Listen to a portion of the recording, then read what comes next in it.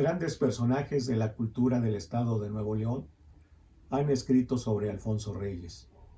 Incluso sobre esto se puede hacer no solamente una cronología, sino también periodos. Y uno de los primeros, que es el que seguramente conoció a Alfonso Reyes, y también los escritores conocieron a Alfonso Reyes, es de los que en este momento me gustaría hablar.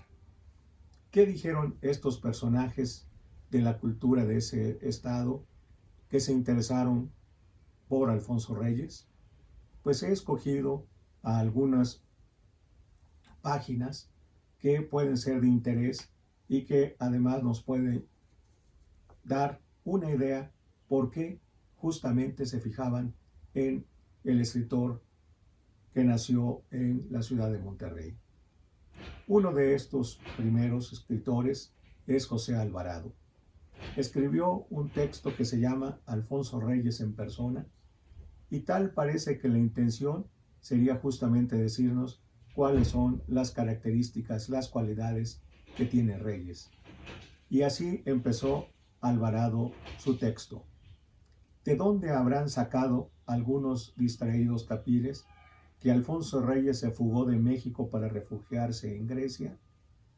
Probablemente de ese gran almacén de disparates donde entran a saco todos los ignorantes escitas, beocios o fenicios.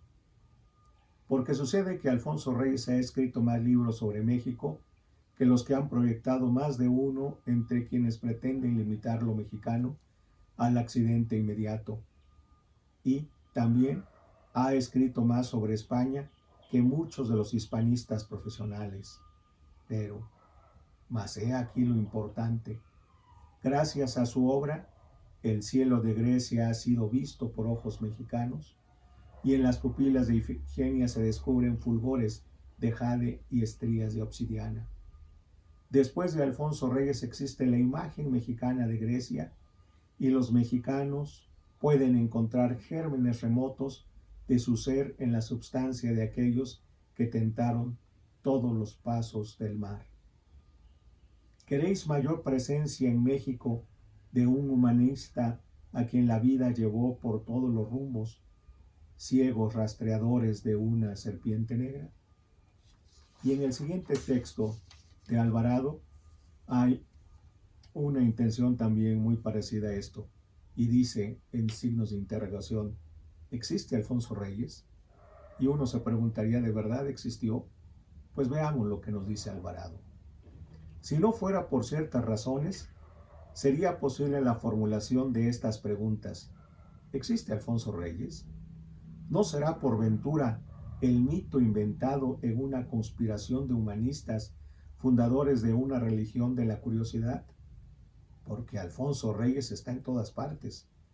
Su huella aparece sobre los rostros de Góngora y los pasos de Mallarmé, en la gran estatua que muchos hombres siguen levantando a Goethe está la marca de sus dedos, y en la resurrección de los mármoles griegos se advierte el soplo de su espíritu. En los caminos que América recorre ha puesto flechas para señalar rumbos. El viejo valle de Anáhuac, transparente y dramático, resurge con su aliento. Por las rutas oceánicas queda la estela de su nave. Si allá junto a Guadarrama deja tu amistad señales, junto a Santa Genoveva hay los recuerdos que sabes. Entre los filósofos hay palabras suyas, y los historiadores lo hacen camaradas. Ha puesto más de una lámpara en las costas de la geografía. Rescató secretos de la semántica y disipó nubes sobre la filología. Alude a la física y hace señas a matemáticos y teólogos. Abre las puertas de los economistas y deja advertencias en las ventanas de los políticos. Penetra en los vericuetos de las teorías jurídicas y sube a los salones de la diplomacia. Asciende a los monumentos y hace elegías a las modistas de París. En fin, anda en las cocinas y las bodegas. Otros dirán: Alfonso Reyes es un capitán que manda soldados a preguntarle secretos al mundo y tiene bajo sus órdenes a mariscales de la prosa haciendo libros y mariscales de la poesía iluminando palabras. Esconde a un ángel prisionero que le alumbra misterios y mantiene preso a un demonio que le aconseja errores. Un capitán general que es también un dictador. No deja descansar a sus hombres y muchas veces les roba el sueño y les dobla la vigilia. Así pues, otros también se dedicaron a ver qué es lo que escribía, cuáles eran las novedades que estaba sacando en este momento Alfonso Reyes. Y hay dos grandes pensadores del estado de Nuevo León, Agustín Basabe Fernández del Castillo y Arturo Cantús Sánchez, que se dedican justamente a hacer las reseñas de los últimos libros de Alfonso Reyes. En el caso de don Agustín, justamente se dedica a ver la trayectoria de Goethe, y Arturo Cantú se dedica a hacer la reseña de 15 presencias 1915-1954. Veamos lo que dice don Agustín en un párrafo de esta reseña. Dice: la mayor parte de las veces, el fondo último de Goethe ha resultado inexplorado, inédito. Las más diversas y contradictorias interpretaciones han venido a chocar entre la problemática personalidad del genio alemán. En vano ha intentado José Ortega y Gasset construir un Goethe desde adentro. Si en Goethe va un destino de alondra, un hombre que no se adscribe a nada porque quiere quedarse en disponibilidad, es porque de antemano le ha trazado su yo programa en vista de un plan hechizo y seguramente arbitrario. Qué diferente proceder el de Alfonso Reyes. Su gran talento, hecho de fino y rico trabazón cultural y de urbanidad, se inclina respetuoso ante los hechos de aquella vida magnífica, hasta donde le ayudan a apreciar la evolución espiritual del genio. No se trata de ensartar las cuentas de un rosario biográfico, ni de ensayar una crítica más sobre la obra de aquel primer ministro de Weimar. Estamos ante una visión iluminada e iluminante de la trayectoria vital de Goethe. Gracias a la poderosa entropía de Reyes, podemos recrear el destino de Goethe. Sobre las huellas, sobre la obra, surge la figura personalizada. El mundo de la razón goetheana y el mundo que la circunda aparece humanizado. Alfonso Reyes hace de ellos su propio universo y nos lo transmite, después en transmisión emocional, en poesía. Y don Arturo, sobre 15 presencias, nos dice lo siguiente. Ha aparecido este libro de Alfonso Reyes. Se trata de una simpática recopilación de cuentos y narraciones de 1915 a 1954, en donde el desbordante ingenio del maestro cosecha buenos frutos. A veces la sana imaginación, ¿quién no olvida un mal rato con la mano del comandante Aranda? A veces la cabal descripción, desbordante y contenida, como en el descanso dominical, o la sentida página de la añoranza, donde Indalecio aparece y desaparece. Ese equilibrio suyo, tan cercano de lo grande como de lo pequeño, esa su discreción casi siempre chispeante y que nos deja el compromiso de tener un mal pensamiento, esa elegancia suya para el matiz irónico y esa verdad de personajes y de ambientes de algunos relatos nos dejan un agradable sabor de buena literatura que en Alfonso Reyes se encuentra muchas veces hasta en los artículos de las revistas cotidianas.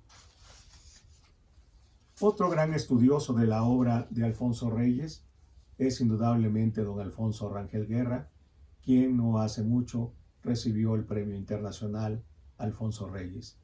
Y aquí va a hablar sobre un tema que a don Alfonso le gusta mucho, la historia. Y justamente en su tierra natal, él hizo una de las intervenciones más importantes sobre qué era la historia para Alfonso Reyes. Y justamente don Alfonso Rangel Guerra va a decirnos y va justamente a hacer un artículo muy interesante sobre Alfonso Reyes y su idea de la historia. De este trabajo, solamente estos 2 primeros párrafos. Dice don Alfonso: cuando se me pidió una conferencia para tomar parte en este ciclo alfonsino, dedicado a exaltar la vida y la obra de nuestro máximo escritor, acepté la propuesta, sabiendo de antemano que la labor sería quizás muy superior a mis fuerzas. Pero no pude negarme. Me vi empujado por la admiración y estimación que tengo por este regimontano ilustre. Bastaría algún aspecto de su obra para tratarlo en forma aislada. Decidí enfocar esta plática sobre las ideas o reflexiones relativas a la historia y sus problemas que ahí pudieran encontrarse. El resultado son estas páginas, donde no hay más que apuntes y notas, pues el verdadero trabajo queda para los estudiosos que lleguen a ocuparse de este capítulo tan interesante de nuestro hombre de letras. Quizás he abusado al poner al frente este título, Alfonso Reyes y su idea de la historia, pero a mí me servirá como punto de partida para iniciar la marcha, que ya después me tomaré la libertad de seguir caminos laterales, volver y desandar lo andado, detenerme en aquellos puntos que nos ofrezcan atractivos, ya que finalmente un tejido nos lleva a otro en la red maravillosa que es la obra de Alfonso Reyes. Como ustedes verán, pues aquí es también una invitación que hace don Alfonso para estudiar esta parte tan importante de la obra de Reyes, la historia. Y vaya que si le gustó la historia. En sus 26 tomos de sus obras completas podemos encontrar páginas magistrales sobre la historia, sobre el estudio que hizo de la historia y sobre sus intereses en la historia. Y finalmente, otro personaje muy importante en la vida de la cultura del estado de Nuevo León, don Raúl Rangel Frías. Tiene un texto que me parece muy importante porque habla justamente de una de las obras más importantes de don Alfonso Reyes, Visión de Anáhuac. Y creo que valdría la pena recordar las palabras de don Raúl, justamente porque creo que es una de las grandes obras de Alfonso Reyes y que continuamente hay y sigue habiendo estudiosos que cada día les interesa más. Veamos lo que dice don Raúl. Me voy a atrever a hablar de Alfonso Reyes, digo yo, en imitación poco afortunado, a capela, o sea, sin la instrumentación que reclama el respeto, la admiración y el afecto que sentimos por Alfonso Reyes, por su literatura, amén de la fascinación que ejerce sobre nosotros la imagen del templo mayor de la antigua Tenochtitlan, flor de piedra, como lo llamaba el propio Reyes, flotante sobre las aguas del Valle de México de sus 2 lagunas. En este ámbito veremos surgir reflejada la imagen de aquel pueblo, que no en vano fue llamado el pueblo del sol por uno de sus intérpretes, descubridores e investigadores más ilustres, como lo fue don Alfonso Caso. Pero, ¿por qué precisamente aquí en el recinto de esta biblioteca? ¿Por qué aquí Alfonso Reyes?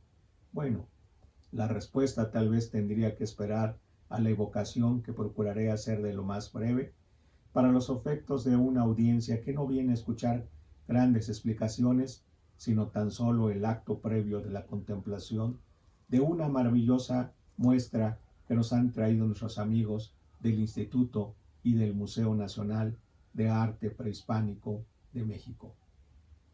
Como ustedes se podrán imaginar, mejor escenario no podría ser para las palabras de don Raúl, pues justamente estaba hablando de Visión de Anáhuac y estaba justamente en un lugar donde se estaba haciendo una de las grandes exposiciones sobre el Valle de Anáhuac. Muy bien, estos últimos 2 párrafos. La celebridad de Alfonso Reyes empieza y aparece desde muy joven, pero en realidad su crédito, aunque ya bien estimable, desde los años de 1920, viene de mucho antes.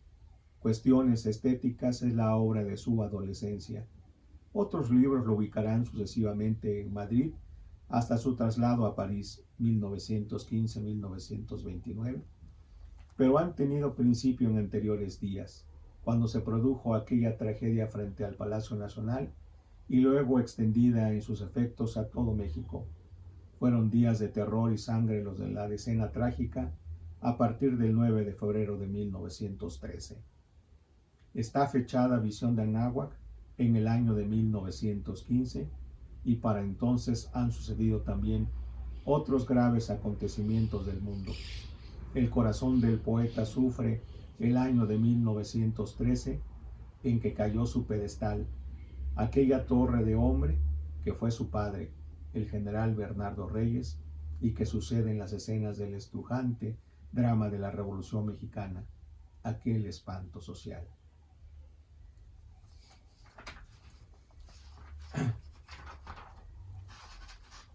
Pues bien, brota entonces de su pluma la evocación admirable de Visión de Anáhuac, que es un alto poema dramático y no una simple obra de correr la pluma en las manos expertas de un escritor. Es una evocación que se empapa del canto que brota de su corazón en el recuerdo del pueblo que ha dejado atrás y la quiebra de su destino en que se siente la nostalgia de todo lo que nutre el alma y la sensibilidad de un pueblo que ha dejado de su corazón en el recuerdo del pueblo. Algo que se reflejará desde la primera página de Visión de Anáhuac, cuando se introduce en el tema del paisaje, al abrir páginas de un libro de estampas.